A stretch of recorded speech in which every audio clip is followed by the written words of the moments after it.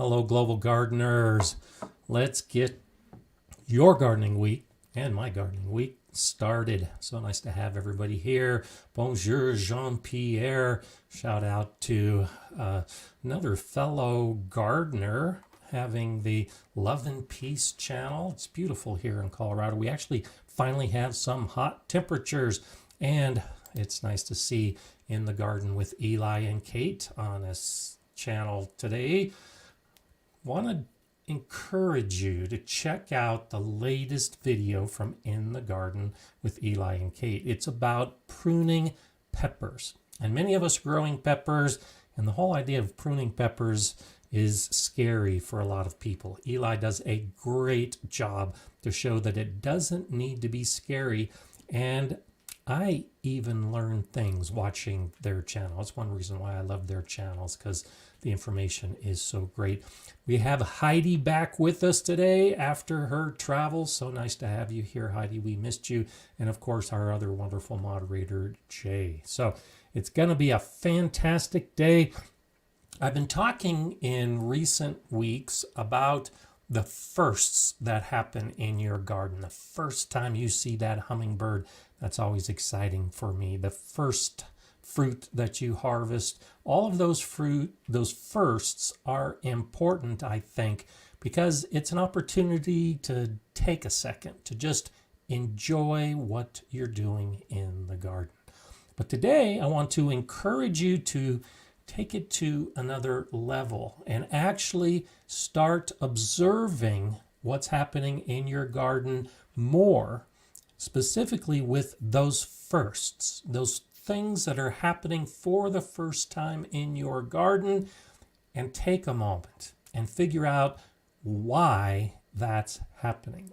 I ask myself why a lot in the garden.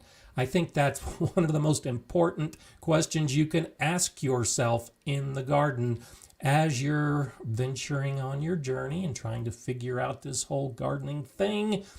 Always ask yourself why. So, for example, I have a couple beds of cucumbers, the whole bed, nothing but cucumbers.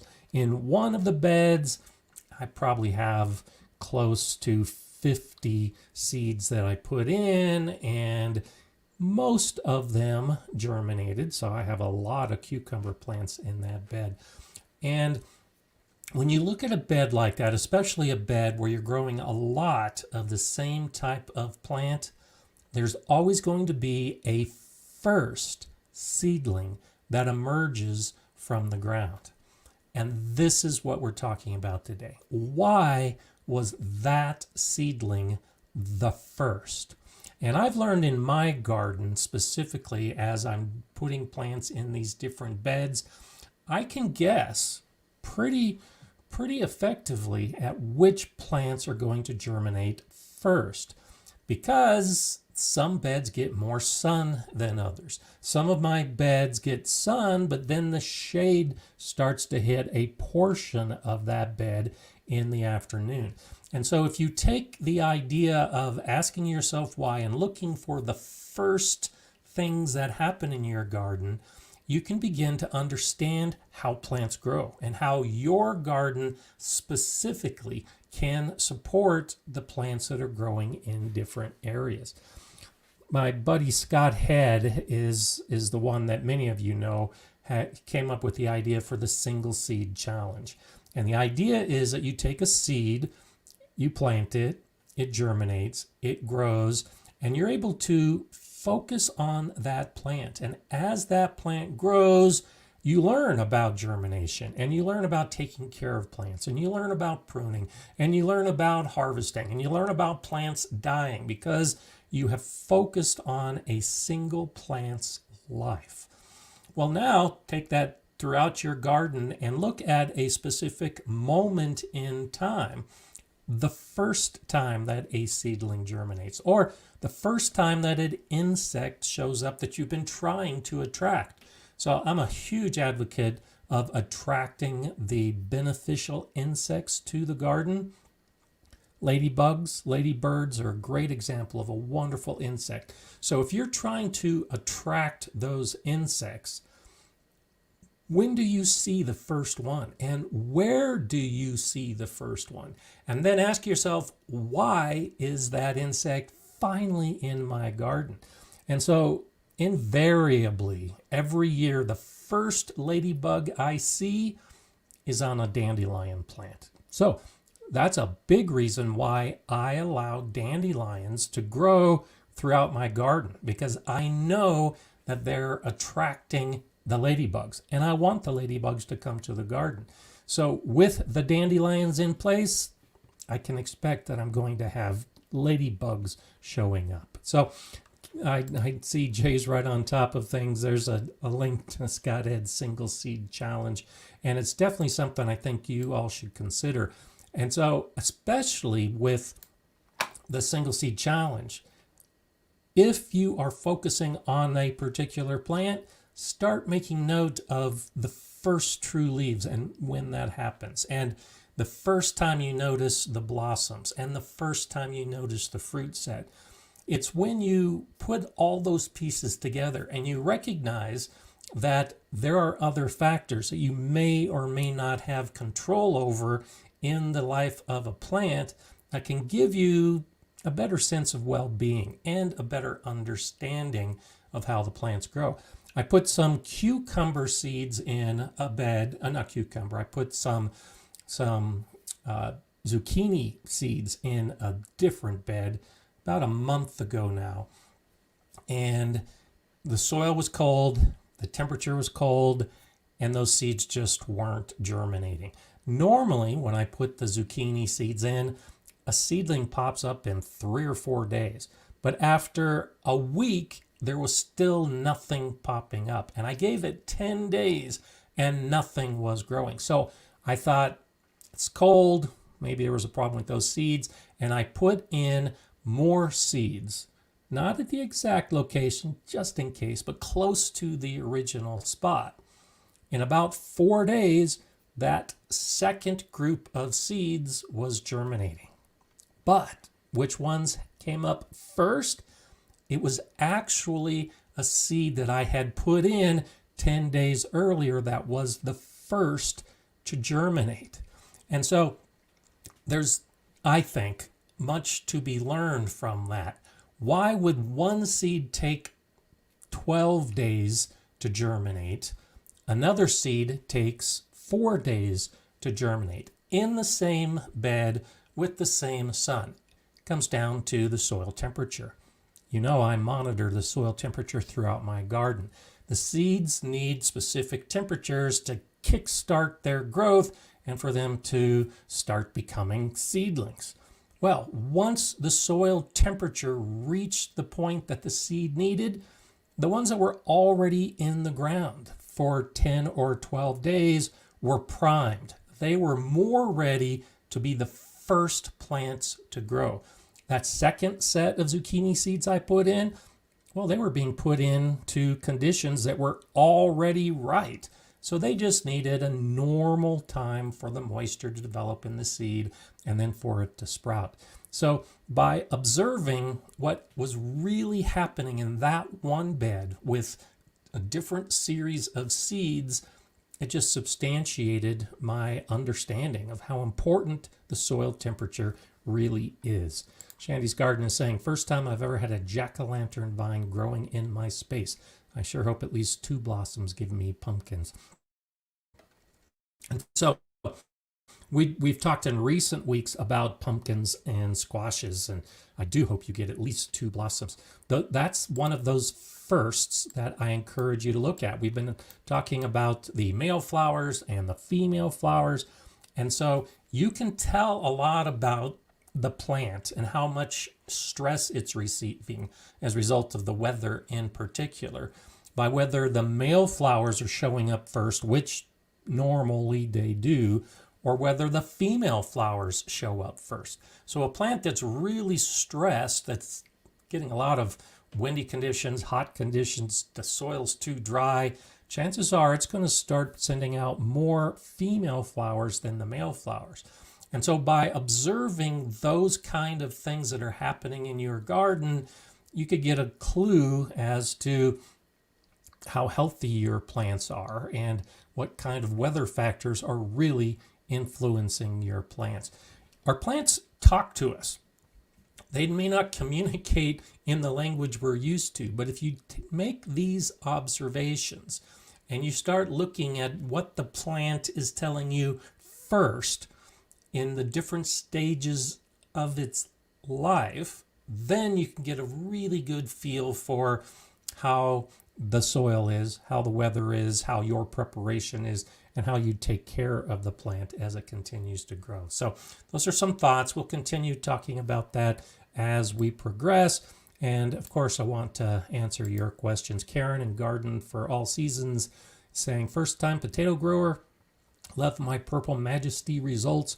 Why would all but one die back? Should I pull it anyway? Can you compare to Magic Molly? So I love the Magic Molly. I did a video, that may be why you're asking about that. Haven't done the Purple Majesty, so I can't give you a direct comparison. There are a few reasons why everything would die back. So when potatoes are ready to harvest, they're going to start dying. And that's a good indication that it's time to harvest. So it could be just a completely normal situation. And again, this gets to the firsts of the first time you notice that everything has died back except for one plant. And that one plant may still be growing because it's getting a little more water, or it's getting a little more shade, or it's getting a little more sun. There might be conditions that are slightly different for that plant. Or it might be potentially a genetic mutation that has happened in that plant that makes it grow longer. Whatever the reason, they're probably ready to harvest, and you can harvest at any time once the plants die back. So that's the most likely reason when they all die back at the same time. It could also be like some of us have had these torrential rains. The plants could be starved of oxygen. It could be that they're drowning and they're dying, or the soil is too dry, they're not getting enough water, and they're dying. So it's normal for potato plants to die back, but it could be an environmental factor like too much sun and dry soil, or too much rain and wet soil that would actually cause that problem. So I'm glad you like the Purple Majesty. I love my Magic Molly. I actually need to dig up. I had some Magic Molly growing in one of my grow bags, and I had that same issue. Everything died back earlier than I was expecting. And I'm suspecting all of the rain caused that to happen.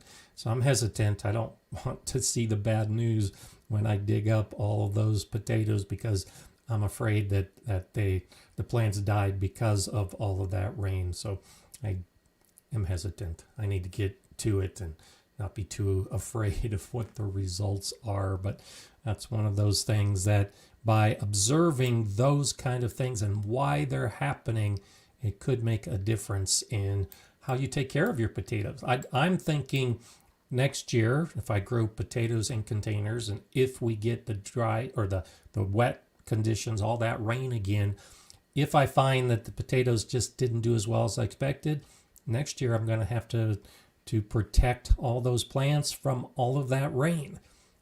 That's how we proceed and have a little bit more success in the years after that point. Dan Galamidi is saying, one of my cucumber varieties already gave me 3 cukes. Cool. Currently only putting out lots of male flowers. Plant is over 5 feet and healthy. And so that's again, great observation that you're seeing that it's a lot of male flowers. It's probably getting ready for a big burst of female flowers. The plant knows that the male flowers need to be in place so that when the female flowers appear, they're going to be pollinated. And so I wouldn't be surprised if you don't see a lot of the females start to pop up. If you haven't harvested those 3 cucumbers, do so. That's a good way to encourage the plant to put out more female flowers. If it's got 3 cucumbers growing on the vine, it's not in a big rush to put out more cucumbers. Everything's going fine. But if you harvest those 3 cucumbers, now the plant gets into survival mode and it's got to send out more female flowers because it needs those cucumbers to produce seeds so that it can continue its lineage. And the normal progression of many plants is just to take it easy. They send out some flowers, they put out some fruit, and as long as they've got fruit on the vine, they're good. They know they're going to have some seeds and they know that they're going to be able to continue the lineage. Well, shock the plant into survival mode and you should see some more female flowers pop up soon as a result of that. So Jeremy Ransom saying, I pulled the first tomato hornworm of the season yesterday. Really small because I walk the garden every morning. Good for you. I've already been out in my garden today. I've already watered all of my tomatoes and my cucumbers and all of my vegetable beds along with sweet potatoes. And this year I don't think it's going to be a very good sweet potato year because it's been so cool. But getting out in your garden every morning is a fantastic idea and exactly for the reason that Jeremy points out. You'll be able to see those pests arrive. So the first tomato hornworm of the season is happening. Now that gets you out looking more often. You don't want an infestation of the hornworms. And so absolutely pluck it off, throw it in the compost pile, give it to the chickens, whatever you're going to do with it. But now you are becoming more observant when you see these kind of pests arrive. You catch it early and you could deal with them. Now it gets your focus on those plants so that if another one arrives, you're ready for it. It's not going to surprise you. And this is the other part when we talk about pests and control. Bacillus thuringiensis, BT, is a very effective control for hornworms and for caterpillars of all type, anything that's going to be eating those leaves. So when you see that first caterpillar appear on whatever plants you have that you don't want the caterpillars to eat, you can go ahead and sprinkle some BT on those leaves, take care of the caterpillar problem without any issues at all. So another great reason why it's important to observe and to recognize those first things that are happening. It may not be necessary for a control, but if it is something that you are trying to control, catching it early, seeing that first caterpillar can make a big difference. Frank is saying Gardner Scott's soil temperature video was an epiphany. That's good. But I've taken to heart shading or mulching soil, but leaves open and in the sun as able. So good. I'm glad that you enjoyed the soil temperature video.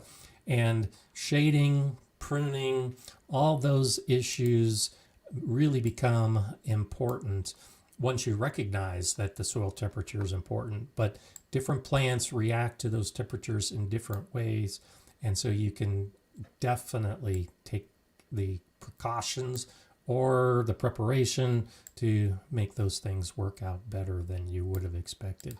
Hello, Bowtie Life. My Kajari melons are dying and stopped making all female flowers, tore it all out and planted new ones since I have over 100 days left in the warm season. Good for you.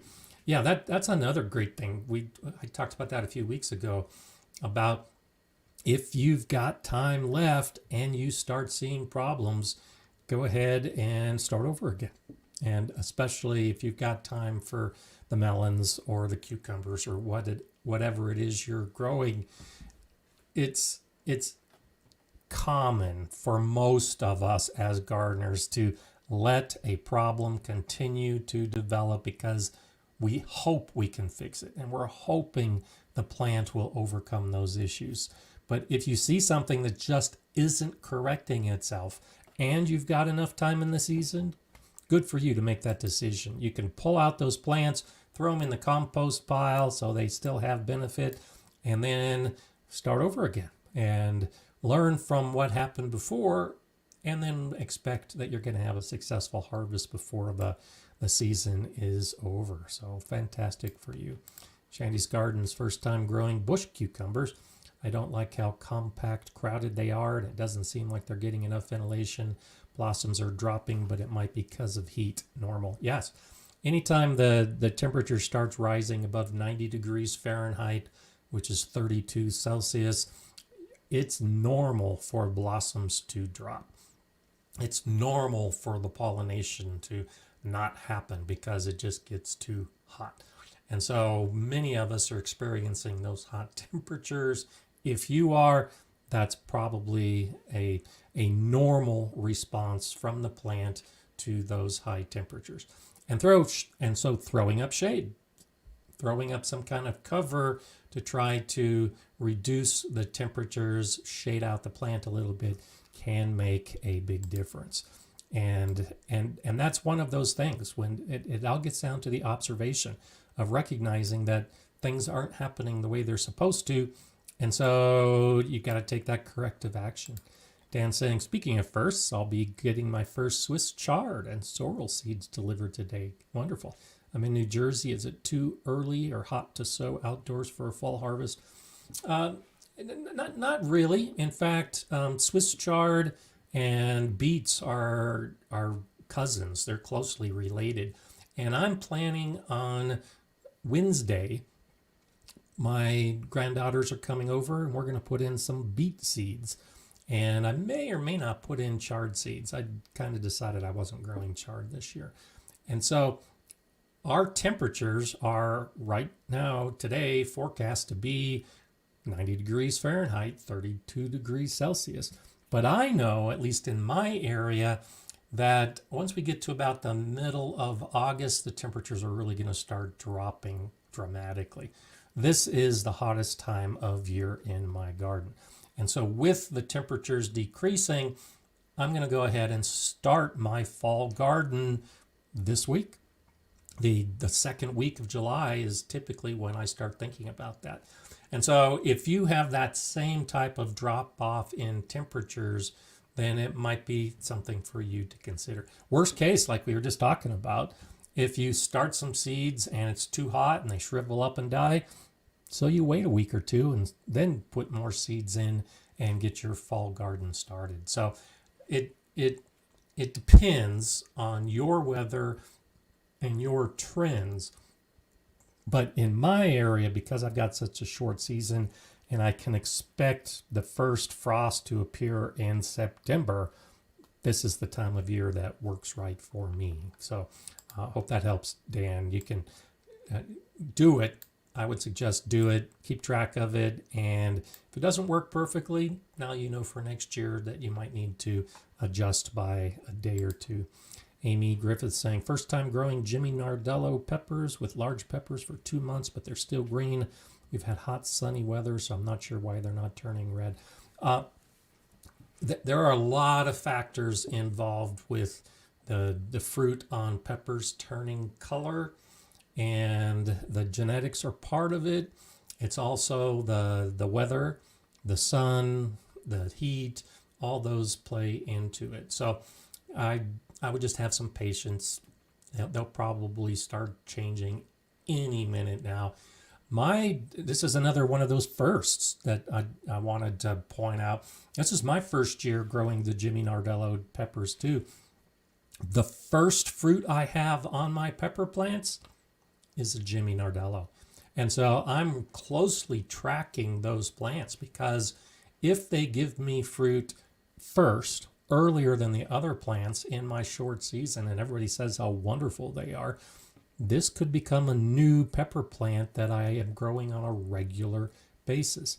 Mine, of course, aren't even close to changing color yet, and I'll be keeping a close eye on it. But this is one of those things that different peppers take different amount of time to become fully ripe. So if the Jimmy Nardello is the first one to set fruit, but the last one to ripen, well, then it's not necessarily the ideal plant for me, especially if I'm not able to get a harvest of ripe peppers before the end of the season. So Sandy's saying sprinkle what on the leaves? Yeah, so BT, Bacillus thuringiensis, is what it is. It's a completely organic bacterial treatment for leaves. And when an insect that eats leaves ingests that bacteria, the Bacillus thuringiensis, it ends up killing that insect. So it's one of those things that it often comes in powder form, and you can either sprinkle the powder or you mix it with water and you spray it on. There are a couple different ways, but yeah, just look up BT, do a simple search, and you'll find it if you have those kind of chewing insect issues. Clara Zitz is saying, speaking about cucumbers, I planted different types of cucumbers in close proximity to each other, and I'm wondering if I made a big mistake. Can I still get yummy cucumbers? Oh, sure. Yeah, if they're really close to each other, you might want to do some pruning so you've got good air circulation. You don't promote any cucumber diseases, but as long as they've got room to grow, and if you're trellising vertically, that's great. And then just enjoy the harvest. The fact that you've got different types close together makes no difference.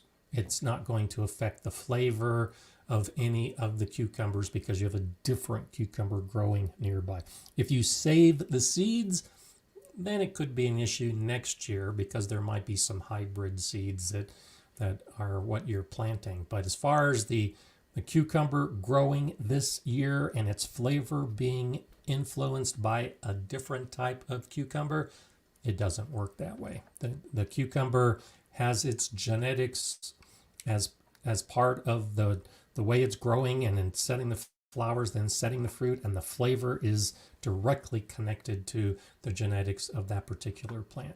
They can be pollinated by other cucumbers, but that's not going to affect the flavor. So I wouldn't worry too much about that. Two Gals is saying, inspecting the garden first thing in the morning has saved me so many times. I remedy what I can right then and plan what's next. Fantastic.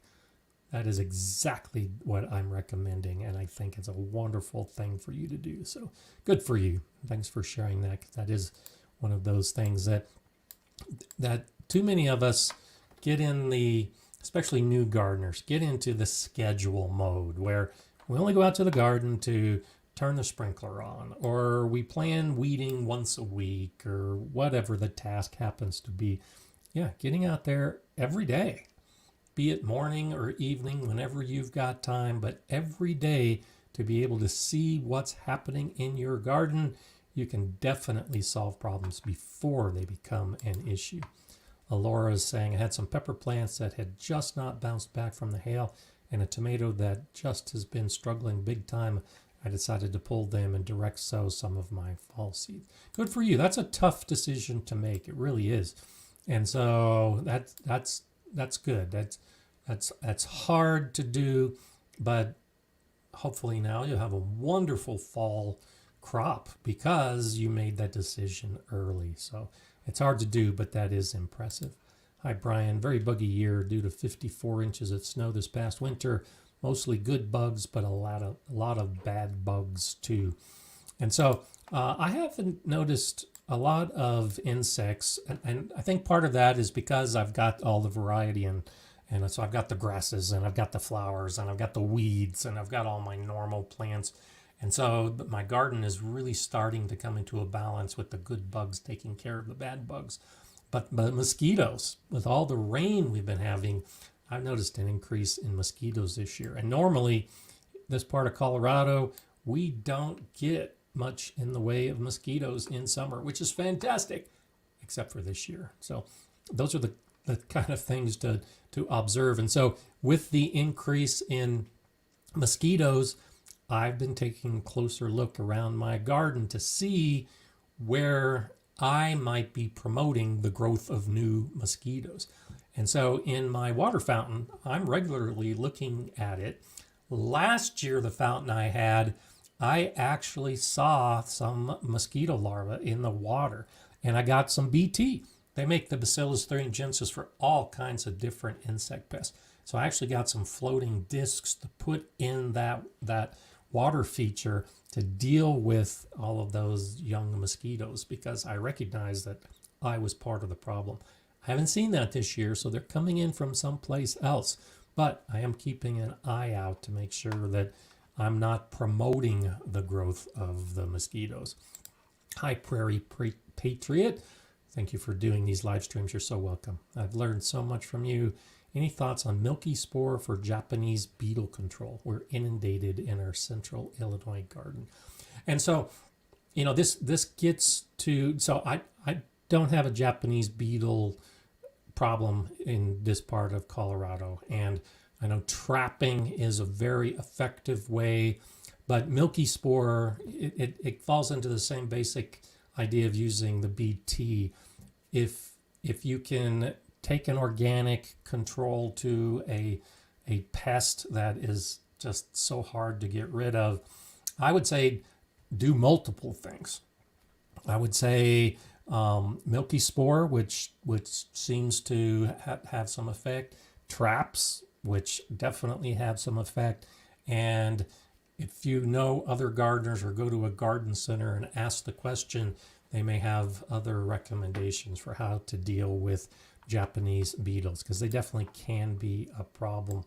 And it's one of those things that, you know, the conditions and the life cycle of an insect like that, it is helpful if you learn when you have a pest that really can destroy parts of your garden. If you can learn the life cycle of that pest, you might be able to control it this year. And then if you can disrupt the life cycle, maybe get close to eliminating it next year. So that's another reason why I think the observation in the garden is so important, because as you learn that some insect pests will overwinter in the piles of leaves that you just throw off to the side and you don't think about, and then you take a moment as you're wandering through your garden at the end of the season, you see that pile of leaves and you think, oh, I need to clean that up so that I'm not promoting a pest for next year. And even though I love the idea of the no-dig gardening method, where you just add compost to the top of your soil every year, in my area, we do have some of those insect pests that will lay eggs in the soil, and then the larva will emerge from the soil to eat the young seedlings. Well, by adding the amendments in the fall and turning over that soil, I'm helping to disrupt the life cycle of some of those insects that I know live in my area. So while I do have some beds that I'm doing no dig, because of the pests we have, turning over the soil is one way to disrupt their life cycle. And so it holds true with all different types of pests in the garden. If you can keep them from coming to your garden, you have fewer issues with it. I had rabbits in one area of my garden, and I figured out that's where they were nesting. And so I blocked up the holes to keep them from nesting in that area, and I eliminated the rabbits in that part of my garden. I disrupted their life cycle. I disrupted their nesting, so they couldn't have babies that would be coming into my garden to eat whatever they wanted to eat. So it holds true with all kinds of pests. Love and peace. Thank you for that so much.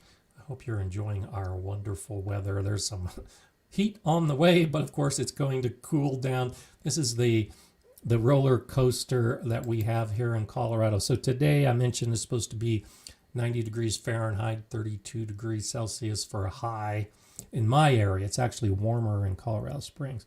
But at the end of the week, our temperatures are going to drop. And so my high at the end of the week is going to be 68 degrees Fahrenheit. That's 20 degrees Celsius. So big change in just a few days. But the plants are going to recover. And so this week in particular, I'm going to be looking for some of those things that weather change could impact. And so the plants, the first time I see wilt, the first time I see dieback, the first time I see something that looks odd, And if it correlates to a change in the weather, well, there's a lesson learned right there. So if I see a forecast that's similar in the future, I can expect what's going to happen and then maybe take some protective action if I need to. And Love and Peace is asking, the hail we've had destroyed all my bean plants. Sorry to hear that, along with a few cucumber beetles. I had to pull them all and restart. We'll get any bush beans with our fickle weather thoughts. And so, yeah, I think here in Colorado, we still have enough time for beans. In fact, just today, I was watering one area of my big bed section because I'm planning on putting in bean seeds this week, along with my fall garden. Beans often grow very quickly, and they can be harvested when they're young and green, so they don't need a full season to ripen. I'm not planning on saving the seeds. And so, yeah, I think Colorado still has a lot of time to grow beans. It depends on the variety, but you should be able to put some bush beans in and get some harvests.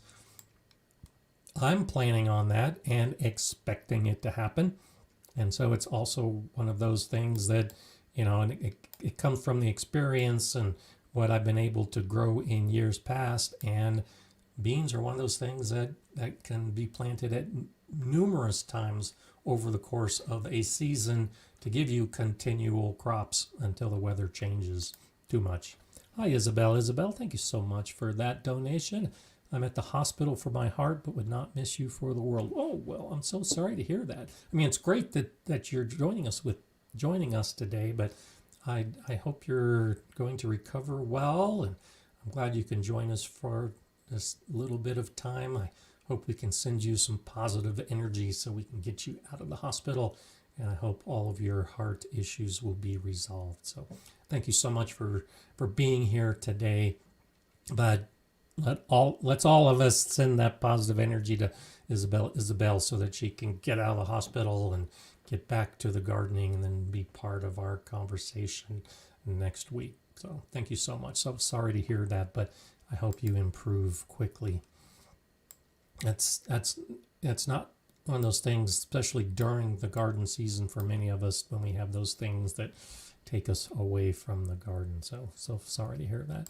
Sandy's saying, my pepper plants look good but are tiny. Yeah, they're just growing. Could it be because of the cold, wet season in northern Colorado this year? Absolutely. Absolutely. And so my peppers are actually beginning to look pretty good, but they're still pretty tiny. They're not very tall. They're greening up nicely. They're starting to set a few flowers on some of them. The Jimmy Nardello already has some fruit set, and it's completely because of the cold, wet season that we've had. I waited and waited and waited to put my plants in until the temperatures warmed up, and then it just got too late. And when I put my peppers in just a few weeks ago, the temperature of the soil was still less than the peppers prefer.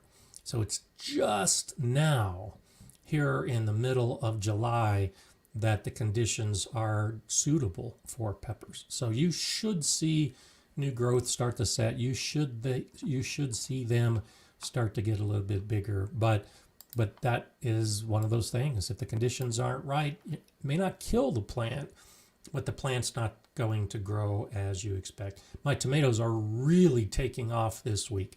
Same issue. They were so scrawny and so small, and they looked kind of sick for the first couple of weeks I put them in. But once things warmed up, once we got away from those cold, rainy conditions, the plants are so resilient and they recovered pretty well. So it's patience, and hopefully things will grow and we'll get the harvest before the end of the season.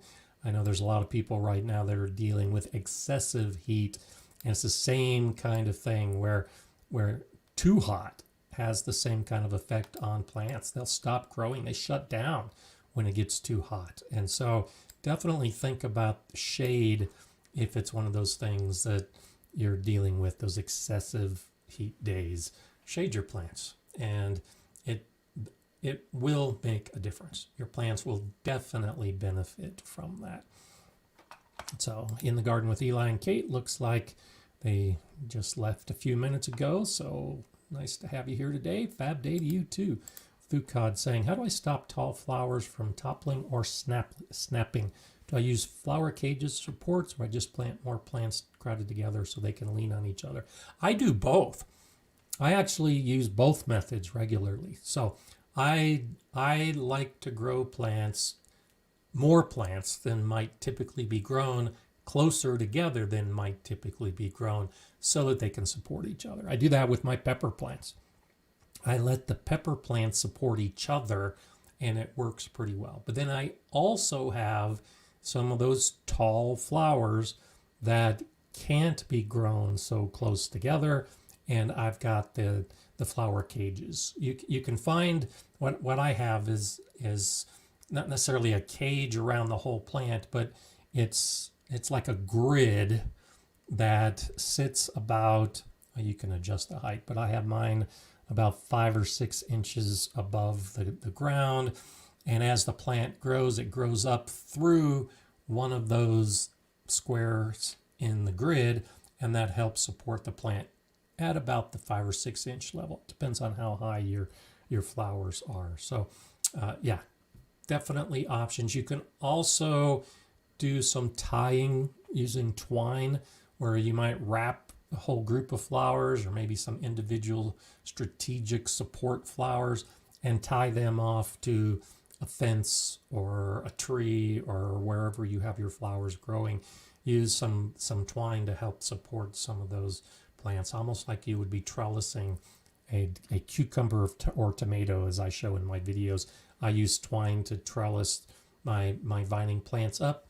You can do the same thing with flowers. And so whatever you want to try, and I would suggest trying a couple different things.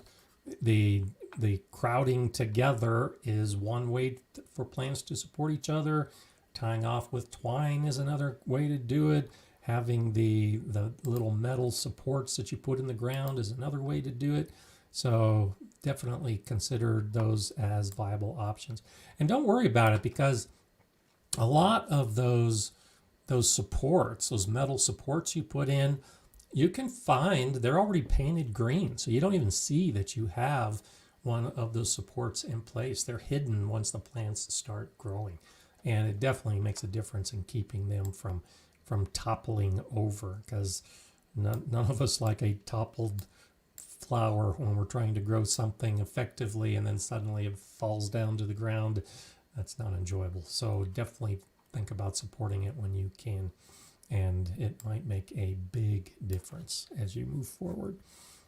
Patty's wondering, at what temperature should you put up shade cloth for cucumbers or peppers? And so, as I mentioned earlier, when the temperature gets to 90 Fahrenheit, 32 Celsius, that's when you're going to see the blossoms drop off. That's when the pollination is going to be affected. That's when you're going to have the plants begin to shut down and not grow as quickly. And so when the temperature starts approaching that point, that's when I start putting the shade over the plants. Now, it depends on the stage of growth. So like when we've been talking about the peppers and the tomatoes here in Colorado and how they're so tiny, there aren't very many flowers on my pepper and tomato plants. So they don't need shade right now. In fact, the heat is actually going to warm up the soil and encourage them to grow better. But once those plants have the flowers, once they're beginning to set the fruit, and then the temperature starts rising to those levels, that's when I cover the plants. And it works a couple different ways. At the edges of the season, I'll cover my plants with plastic to help keep them warm in the morning and in the early evening. Well, the shade does the same thing. The shade cloth helps keep the air around the plant cooler during the day. It's holding in that cool morning air around the plants and keeping it from warming up as quickly. So it's still going to be warm for the plant, but you can help cut down on how high the temperature is going to get with that little bit of shading. And that's the point I usually do it, is when the plant is setting the flowers and fruiting, and then when the temperatures get that hot. And the plant will survive beyond that point, but it's just a question of the fruit. It won't fruit above that point, or have very little fruit set, or might set fruit but have inconsistent pollination. And so those are all the factors you have to look at. Greg Daner's wondering, how big of an issue are millipedes? With all the rain we've had, some of my beds are infested. They seem to only be attacking dead and decaying material, but I'm nervous about them. So I don't think centipedes and millipedes are a big issue at all. And I throw in pill bugs and a lot of other insects that we find milling around our garden. A lot of beetles fall into the same category. They're eating that decaying organic material. And so when we throw a mulch on our beds, it serves a lot of purposes. One of the reasons I like using organic mulches like the leaves and the grass and the straws, because it breaks down and improves the soil. One of the ways it's broken down is by the millipedes and the centipedes and the pill bugs and the other many insects that are unseen in our garden, but they are playing a very active role. And so they're kind of creepy. Sure. Get used to it. Enjoy it. Actually start looking at how they live. Seeing a millipede is one of those things that doesn't happen often. They're usually underneath the leaves. They like that moist, dark environment. So it's when we're working with our mulch or we're cleaning up our beds that you might see them pop out. But their job is to eat that decaying material. And then that makes it easier for the bacteria in the soil to break it down even further and make it available for plants. So I don't think it's a big issue if you can handle the squirmy, creepy crawlies, but it's a good thing in your garden. And so I encourage them, and it's great that you have them. They shouldn't pose any problem for your green growing plants. I wouldn't worry about it at all. Big Will Dog 82 is a former Airman First Class. I enjoy watching another airman garden under the wild blue yonder. Thanks so much. You know, that's one of those things, having been in the Air Force, and I just did it. I do it every day, but I caught myself yesterday in the garden, and a plane was flying lower and louder than normal in my area. And I always stop and look up in the sky and try to figure out where it's coming from and what plane it is and why it's flying closer to my garden than normal. And I love absolutely the whole idea of gardening underneath the wild blue yonder. So thank you for sharing that idea. And I'm glad that you're enjoying the watching. We have the Colorado Springs Airport, and depending on the direction of the wind, they might fly over my house depending on where they're going to on their route of travel. But not too far from me is a smaller regional airport, and they do a lot of glider training there. And so I have a lot of tow planes and gliders that fly over my garden, especially during the warm months of the year. And when I was at the Air Force Academy running the airfield operations there, that's a big part of the Academy's operations are the tow planes and the gliders. So I love being in my garden and looking up at the sky and watching all those planes fly by, and they definitely bring back some memories. Masabi Gal, hello to you. My ground cherries have a bunch of yellow leaves, but otherwise look fine. They're in pots on a hot boardwalk. Thoughts?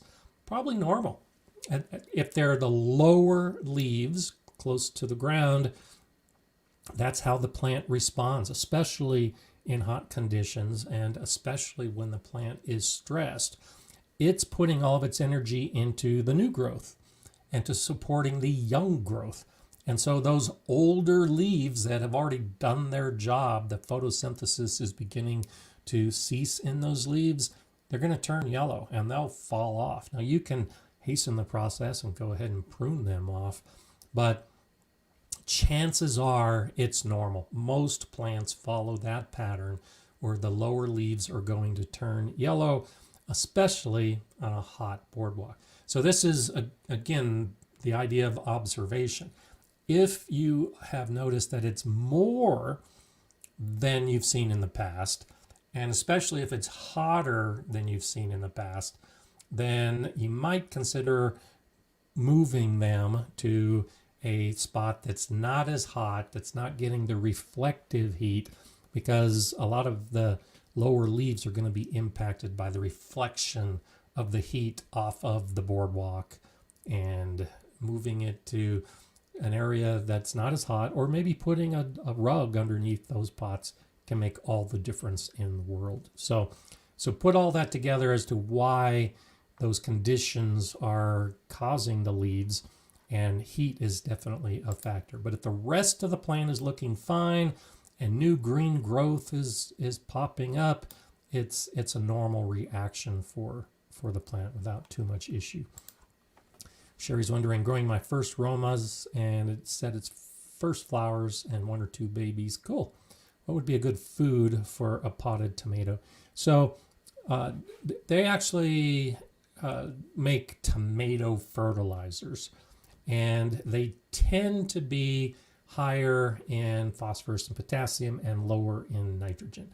So look for a fertilizer that has a low first number and a higher middle or end number, the 3 numbers, the NPK, nitrogen, phosphorus, and potassium. And so I just put tomato fertilizer on my potted tomatoes in the greenhouse, and I think it was something like a 4, 14, 12, something like that. The idea being that you don't want to be putting a lot of nitrogen on your tomato plants once they start flowering and fruiting. You want the phosphorus and the potassium, which work in conjunction. The phosphorus really helps with that flower production, and the potassium helps the whole plant work the way it's supposed to work, and the nitrogen just promotes new leaf growth generally. And so look for something along those lines. It doesn't have to say specifically that it's a tomato fertilizer, but you want one that is low in nitrogen to really get the best benefits and to promote everything that's growing. Hello, Yankee Sister Homestead. Always nice to see you here. My really hot peppers are fruiting slower than the sweet peppers. Is this normal? It depends. Depends on the variety. The fruiting is influenced by all those things we've been talking about so far. And so the size of the plant also has a big factor, but it really comes down to what kind of plant it is. So for me, in my hot, dry area, I typically have quicker results with my hot peppers because they like my climate. And the sweet peppers tend to grow into bigger plants before they start fruiting. And so the size of the plant, take a look at that, compare the sizes, and if you notice that your sweet peppers are doing better or worse than the hot peppers based on the size of the plant, that might give you an indication of why they're a little bit different, but also their location. How much sun are they getting? The hot peppers like more sun than the bell peppers in my experience. And so if your hot peppers are maybe getting a little more shade in the afternoon, that can also cause them to fruit slower. And so you may need to do some pruning of other plants in the area. And if you're growing in pots, this is easy to do. You can just move the pots around. But this is one of those where selective pruning might be able to get more sun to those plants that are getting a little more shade. So I know you have a lot of shade in your garden, and that would be one of those first things I would look at. Are those hot peppers getting less sun than the sweet peppers. And even a little bit can make a big difference. Just an hour a day can translate into days of different growth rates. And so start looking at those kind of things and see if maybe you might be able to do some investigation work and figure it out. But again, it's patience. All of us seem to have had some weird weather, and we just have to have the patience to get through the season, and hopefully things will begin recovering. Oscar Sanchez, I planted potatoes and covered it with the remains of our rose bush from last year. It was very much like straw, but now there's grass growing on top of the potatoes. Is that a problem? No, not really. The grass is probably coming from seeds that was in the mulch that you're using on top. I've got a lot of little grasses that are sprouting up in my greenhouse from soil that I used from my potatoes. Has nothing to do with the potatoes. It's just that soil had some grass seed in it, and now that grass seed is sprouting. Most of the grass seedlings that you're going to see have very shallow roots. They're not going to interfere with the potato growth at all, but go ahead and pluck them. Just pull them out of the ground, toss them right back, and they become more mulch. So, and you could leave them grow. You could have grass growing around your potato plants, and it shouldn't pose an issue either. So I like to pluck the grasses just so it adds to the mulch, but I wouldn't worry about it at all, Oscar. It's one of those things that we see it a lot in our gardens, and it's the kind of thing that depends on. So I have a lot of straw grass growing. I use a lot of the straw as mulch, and the straw I used that I got last year that I'm using this year, a lot of seeds in it. And so if you get it early, you can just pull those little seedlings out and it's a piece of cake. But I've got one bed in particular that I just waited too long. I had other tasks I was doing, and now it's going to be a major effort for me to pull some of those grasses out, and I should have done it before. So is it work a little bit now or work a lot later? I think working a little bit now to catch those seedlings when they're small is definitely a better way to do it. And I don't always take that advice. I know I should, but I don't always take that advice. So fun stuff. Brian saying, I let some safflower grow from the winter bird feeders. Amazing flower, attracting a bunch of small bees and wasps. That's a good idea. I do a lot of that too. I have mixes of the bird feeder seed, and I'll often let the plants that pop up grow. And yeah, some of them really are pretty amazing plants. They look nice. They attract the insects. And if you let them go to seed, you're actually making your own bird seed, and the birds will eat it through the winter. So I think that can be a fun way to see new things in your garden by letting some of the bird seed continue to grow.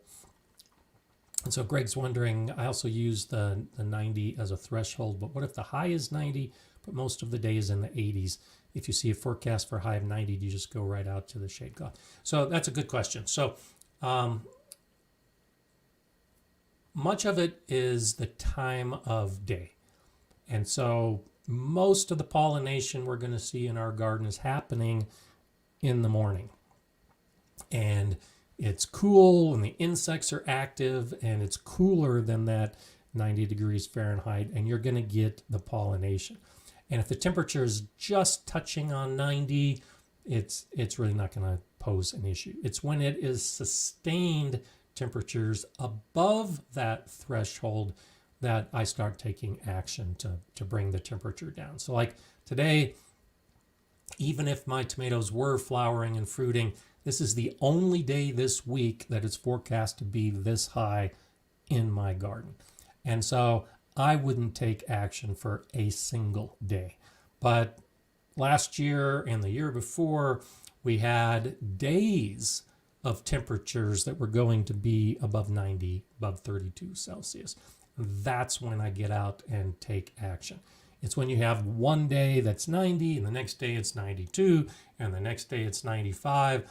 You can expect that there's not anything happening as far as the flowering and the pollination during that trend of high temperatures. So as long as the days are in the 80s, when they're less than that temperature, that's ideal. That's really good. And I'm not taking any protective action at all, because a lot of the plants we're growing really like those temperatures.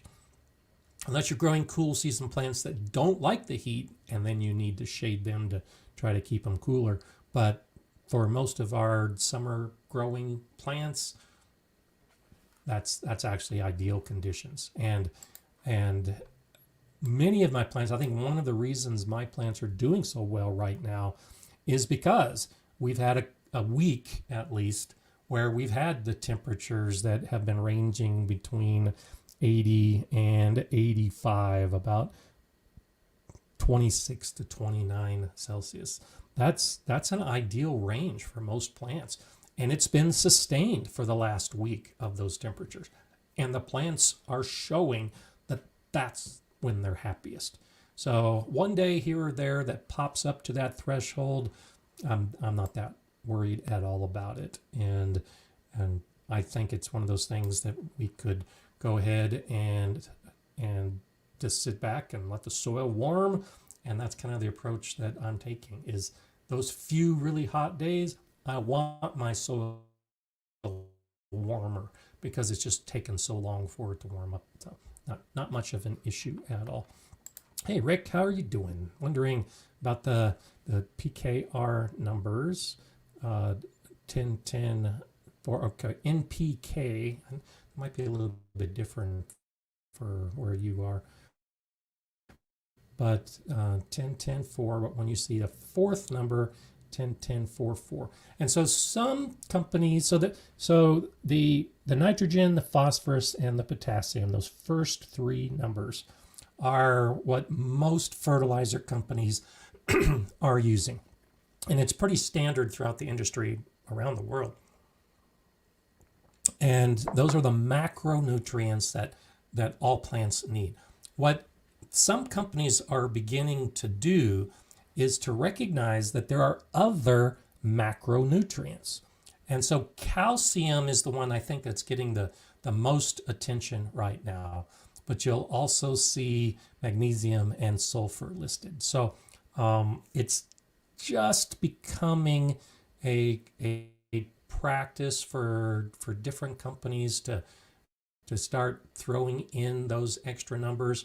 I'm guessing you'll probably see it if you look at the label, but I'm guessing that fourth number is probably the calcium, because that's a macronutrient, and that's one of those things that fertilizer companies are starting to promote as a nutrient that plants need. Now, most of our soils have adequate calcium, and so it's not always something that you need to add.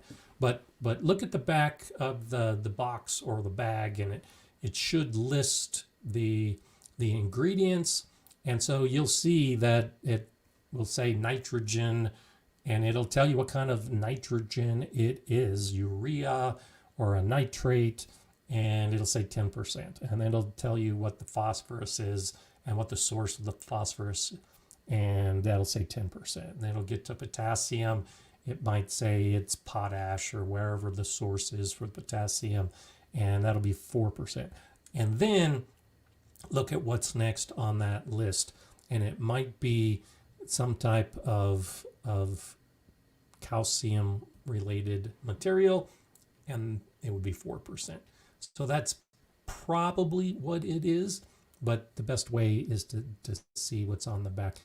This is new, and so I've seen different numbers for different companies, and it doesn't always correlate from one company to another. So when everything gets on board, it might be a little bit different. IV Organics, I've talked about before. I use IV Organics organic fertilizers in a lot of my potted plants, in a lot of my containers, and they're doing that on their bags. They're actually listing all 6 macronutrients on their fertilizer products, and so it helps to really get a good indication. But there aren't very many companies doing that, and IV Organics is listing 6 and you've obviously found one that's listing 4. So I'm guessing that 4th one is calcium because I've seen that before, but you'd have to look on the back just to be sure. Lucad's saying, how concerned should I be over moist compost? It's in a tumbler and I don't have lots of dry browns to add, just lots of kitchen scraps. I do spend it every day. So I wouldn't be overly concerned. You want your compost to be evenly moist. The bacteria that are going to break it down need that moist environment.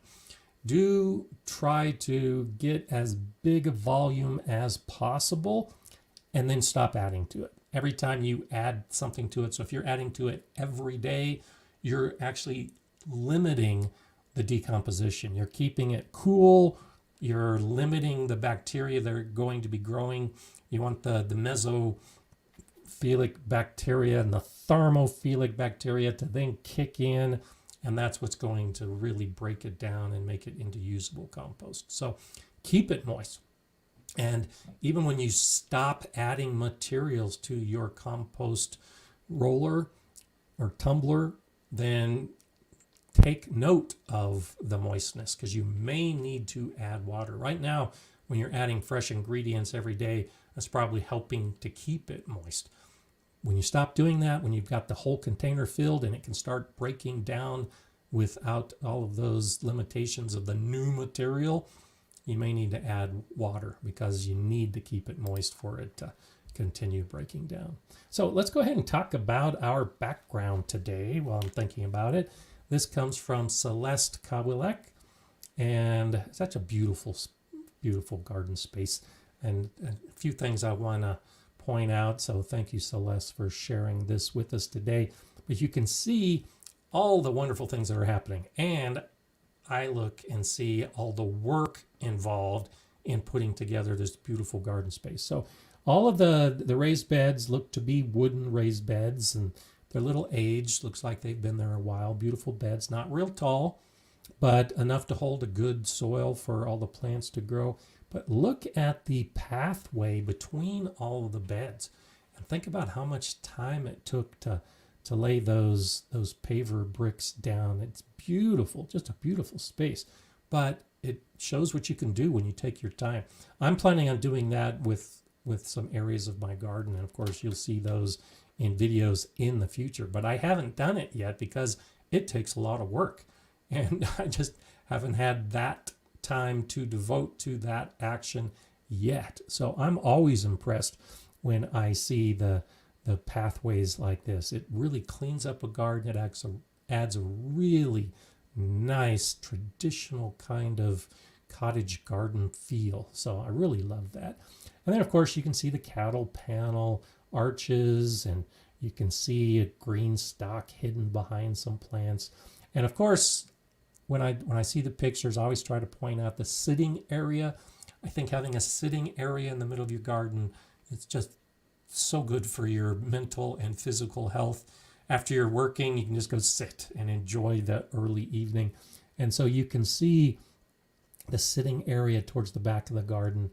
And it looks like they just got some tree stumps. There's some chairs, of course, but some tree stumps for extra people to sit on. I love the mix of the rustic tree stumps with the more formal brick pathways and the chairs. I love gardening like that, so that's fantastic. And then of course trellises. You can see a nice little wooden trellis that they've built in this bed that goes to the back, and if you look close you can see the twine running back and forth between those posts.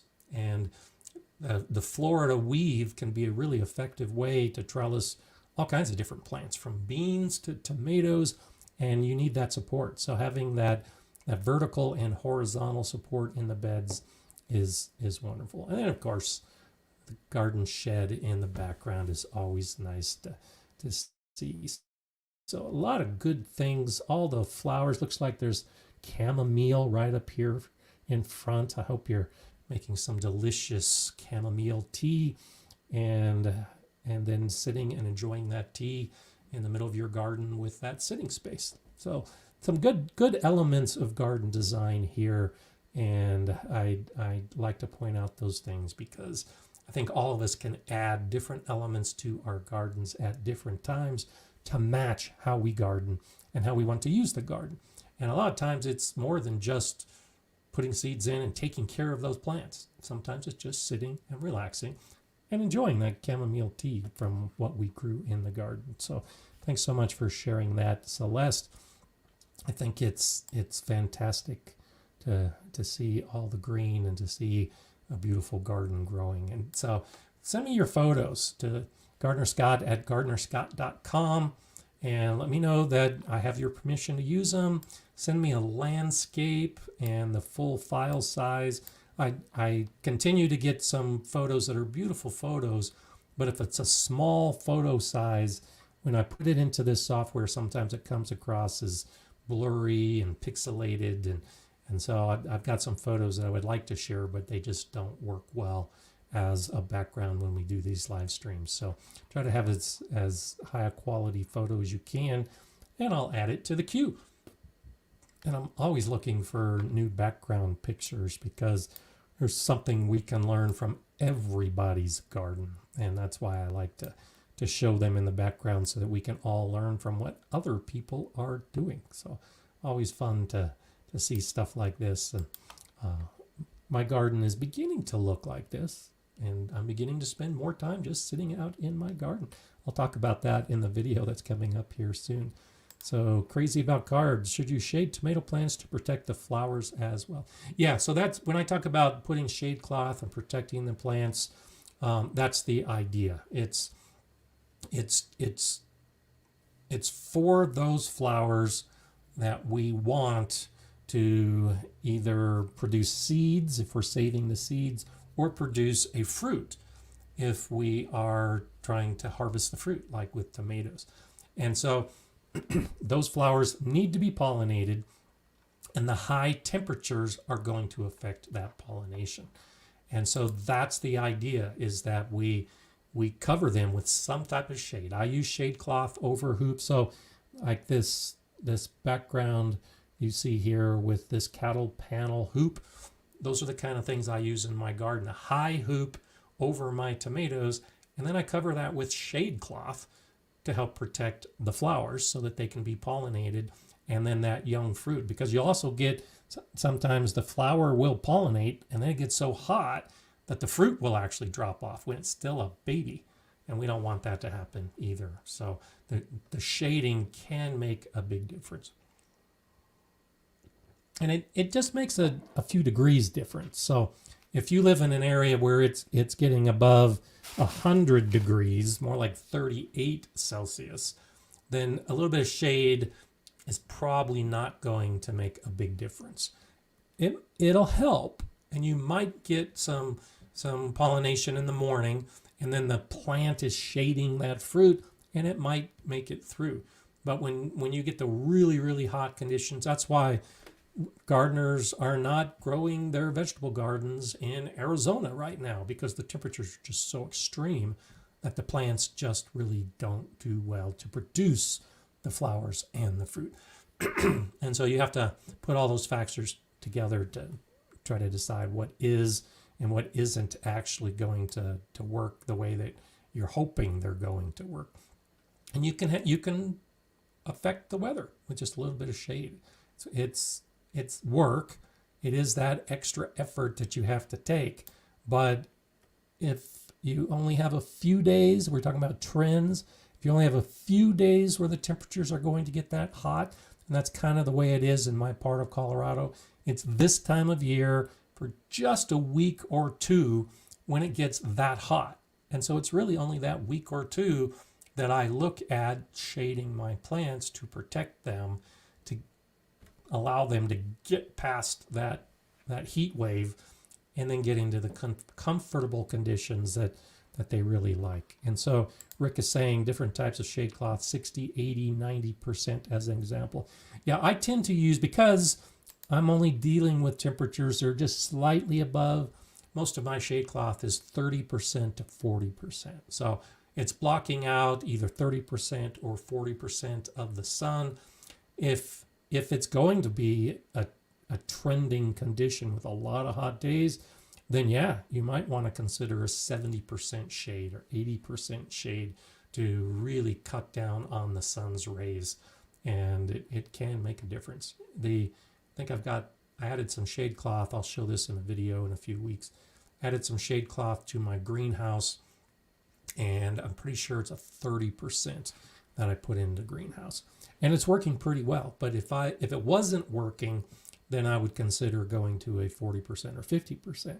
And this is where the experience comes in. You try one and see how it works, and if it works, then it's good. If it's not enough, then you try another, and it gets even more so. So you raise a good point, Rick. It's one of those things that they do make different degrees of sun protection in the shade cloth. And so you'll have to decide how much shade you think you need and then go from there. And I suggest starting with the lower number, the 30%, because you want your plants to get the sun. You want them to be growing. You don't want to block too much of the sun out. But you can always move to a greater percentage or double it up. If you're using a 30% shade cloth, double it up, and effectively you've got a 60% shade cloth. So it's not a direct correlation, but it's close enough that it'll at least get you in the ballpark. And so it looks like Love to Gardens has a task today. Dig up my chamomile and pot it up. Yeah, I've got some chamomile in the bed. I did my video on making chamomile tea a couple years ago, and I've got chamomile growing in that bed. And I've been thinking about the same thing. I want to totally redo that bed, and I've been thinking about digging up some of the chamomile and potting it so that I can get into that bed and dig everything else up, and we'll go from there, and hopefully they'll survive and I can make some delicious tea. Liz G saying, I'm getting low temps at night this week, down into the 8 degrees Celsius. Wow, that's about 47 degrees Fahrenheit. Should I maybe add some extra protection for my tomatoes? They're poking out of my plastic greenhouse.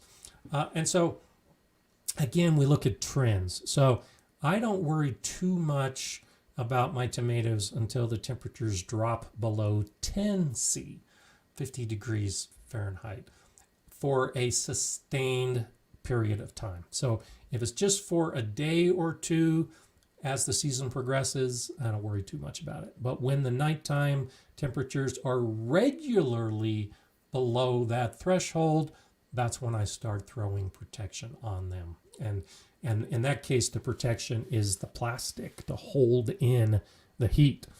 And that's what I would throw back at you is this, you say it's this week. Does that mean next week it's going to be warming back up again? If it's warming back up again next week, then I wouldn't worry too much about it. But if this is the start of the time of year when the temperatures are going to continue to drop, then yeah, you might want to think about protecting them. If they're in your plastic greenhouse, they're already probably getting a couple degrees of protection. And so in a plastic greenhouse, if the nighttime temperatures are dropping down to 8C, the inside temperature where those plants are is probably 10C. There will be that corrective action from that plastic greenhouse. So put a thermometer in there and monitor it at night and see if you can figure out just exactly what the nighttime temperature it is. You can always add extra protection, but it sounds like you're right at that threshold and you might not need to. But if it's going to get colder, then yes, because you're right at that threshold, now is the time that you would want to add some of that extra protection to keep it from getting too cold. And it's not going to kill the plant, but the plant begins to slow down. And when it gets that cool at night, for tomatoes in particular, you're going to see the flower production drop. You're going to see the new growth drop. And that's about the time that I usually top my tomatoes. I cut the growing tips off so the plant doesn't have to put any energy into new flower production and new growth, and it can focus on the ripening of the fruit that's already on the plants. So take that into consideration as well. So Dusty Flats is saying, I drape a 40% shade cloth over the greenhouse and dry garlic and onions. It can scratch polycarbonate panels, but I need to replace and then keep it off the panels. Yeah, I actually have mine. You'll see it in that video coming up. I actually have mine on the inside of the greenhouse so that I don't have to worry about draping it over and figuring out how it's going to damage or not damage anything. But 40% can be effective, and especially if you've got enough to cover a greenhouse, it can make a big difference to keep the greenhouse cooler, especially when you start getting some of those high temperatures. So 40% is 40% is a good number, right? And that's why I mentioned I use 30% and 40%. That will achieve most of the results that you're trying to get when you use the shade cloth. And so I think, especially in a greenhouse, you want to do those kind of protective actions, and it can make a big difference. So I'd say it looks like there's a few puns that are starting to pop up again. So Jay Dixon is always trying to keep peas and quiet. So you guys are so funny with your garden puns. It keeps the enjoyment going. And so Dusty's saying the heat would get in if I hung it inside the greenhouse. And so I have some high vents. And so I've got it hanging in the greenhouse, and I know the top of the greenhouse is hot. And so I'm shading the plants, and it doesn't do a complete job of cooling the entire greenhouse, but it does help keep my plants cooler. So those are the kind of factors. You're right. Depending on the design of your greenhouse, covering the entire greenhouse with the shade cloth can definitely cool down the entire greenhouse. And so I don't have that many plants growing. I'm just trying to shade the few plants I have, and so that's why I've put it on the inside. But I mentioned that in the video that will be coming up, that it's whether you want the projected cooling for a small area like we would in our garden, where we're just covering one bed that has a hoop over it, or like I've got that whole area of my garden that's covered with the hail cloth, which actually is about I think a 10% shade cloth. All of the plants are being affected by that, and I just build that into what plants I'm growing, and the fact that it's going to take a little bit longer. And I see it. The plants growing underneath that hail cloth are a little bit smaller than the plants that are growing outside in full sun. And that's another one of those observations. When we use hail cloth, or when we use row cover, or when we use hail cloth with the shade cloth, whatever combination you want, do it with different areas and make that observation of which plants are doing better, which plants are being affected, and that can give you a good feel for how much you need to use and whether it is important to use or not, because you want your plants to keep growing. So Sherry's going to turn the beat around. So that's so much fun. Love to Garden says, I have so much work to do. Thanks to today's video. I really love the learning process. So good for you. Yeah, I especially for new gardeners, but I think it holds true for all gardeners. Learning from your garden, learning to communicate with your garden just pays huge dividends. And the garden will tell you. I saw, I'm talking about the first today, that first seedling, that first fruit, that first flower, that first insect, because it tells you a lot about that microclimate, or it tells you about that specific plant. It gives you a really good idea of what's working, because that first plant is usually the one that's strongest and doing the best. And when we want to save seeds, I usually save the seed from that first plant, because it's always already demonstrated that it is quick to germinate and quick to grow. And especially if it's the same plant that gives me that first fruit that I can harvest the seeds from, yeah, that's the plant I want in my garden. But you can also learn from the late plants. I had a section where I was starting a hedge at a previous house, And so I had 10 boxwood plants that I lined up, and 8 of them did great. The 9th was doing okay, and the 10th just suffered. And by stopping and analyzing, I was able to figure out that plant number 9 and 10 had a lot more shade than the other plants. The shade came on earlier and lasted longer than for any of the other plants. And the plants showed that. They told me that they didn't like that shady area as much as they liked the sunny area. And that's really the bottom line to all of this is early or late, we're looking for the differences in the plants and letting the plants tell us what that difference means so that we can then take the appropriate action.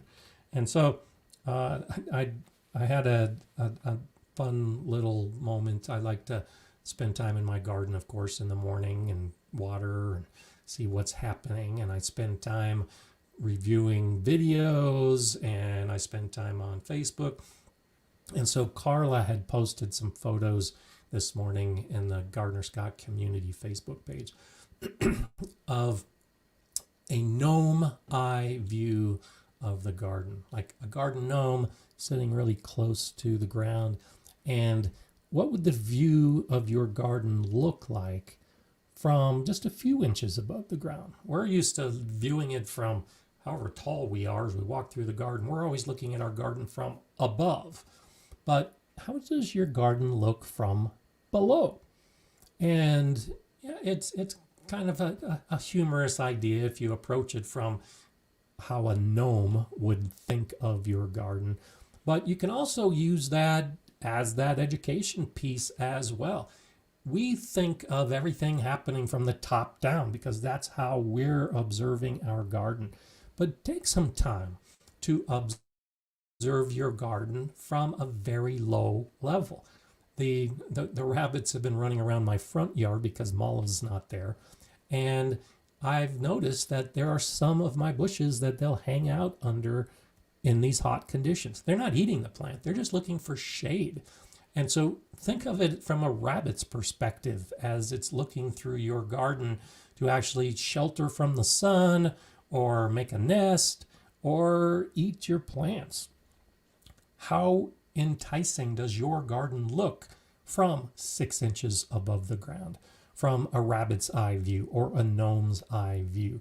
And that may give you a new perspective when it comes to pruning some of the lower leaves on your plants, to how you set up the spacing of your plants, how close together they are.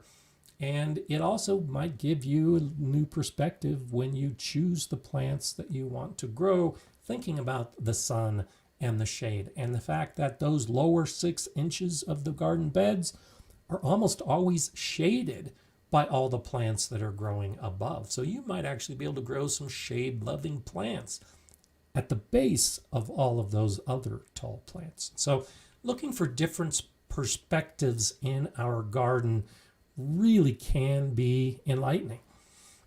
And I love the idea of looking at it from a gnome's perspective, because I have a few gnomes in my garden, and I think many of you might have some gnomes in your garden as well. And so why not build a gnome garden?